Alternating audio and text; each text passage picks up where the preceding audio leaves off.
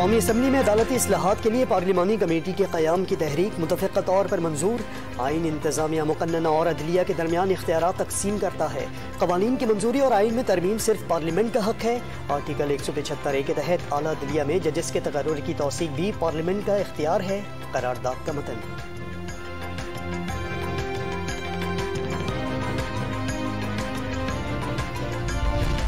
इमरान खान के बोगस बयानिए को ज़मीन बोझ करके जंग जीत चुके। अब पंजाब हुकूमत की खैर मनाएं जो चंद दिन के मेहमान है। मौलाना फजलुर रहमान की मीडिया से गुफ्तगू।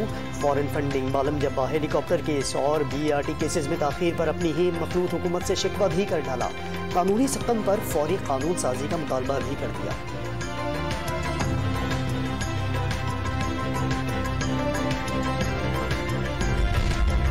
परवेज इलाही को हल्फ लिए 24 घंटे भी नहीं हुए, आपकी हवाइयां उड़ने लग गई हैं।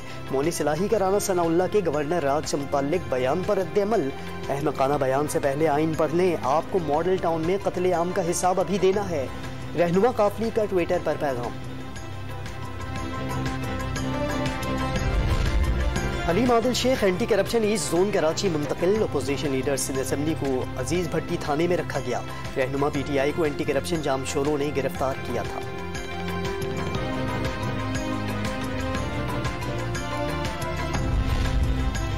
वज़ीर ख़ारजा बिलावल भुट्टो शंघाई ताउन तंजीम के वज़राए ख़ारजा इजलास में शिरकत के लिए आज उज़्बेकिस्तान रवाना होंगे। भारतीय वज़ीर ख़ारजा भी इजलास में शरीक होंगे। सिफारती ज़राए ने दोनों वज़राए ख़ारजा की मुलाकात को ख़ारिज इम्कान करार दे दिया। वज़राए ख़ारजा कौंसिल इजलास में इलाक़ाई ताउन से मुतल्लिक़ मामलात ज़ेर गौर आएंगे।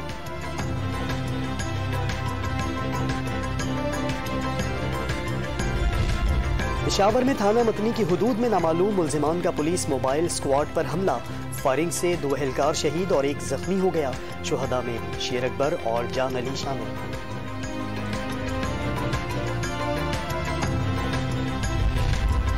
बलूचिस्तान और गिलगित बल्तिस्तान में तूफानी बारिशों से सैलाबी सूरत हाल। पाक फौज के जवान मुतासर इलाकों में सिविल इंतजामिया के साथ इमदादी सरगर्मियों में मसरूफ। ISPR के मुताबिक 700 से ज़ायद मुतासरा खानदानों को महफूज मुकामात पर मुंतकिल कर दिया गया। बलूचिस्तान के मुख्तलिफ मुकामात पर पाक फौज की स्टैंड बाई रिस्पॉन्स टीमें तैनात कर दी गई।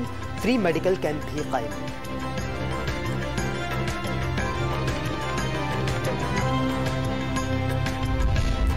और Asia cup T20 tournament Sri Lanka से UAE मुंतकिल। एशियन क्रिकेट काउंसिल का बाज़ाब्ता ऐलान। एशिया कप 27 अगस्त से 11 सितंबर तक खेला जाएगा। मेज़बानी के हुकूक श्रीलंका के पास ही रहेंगे।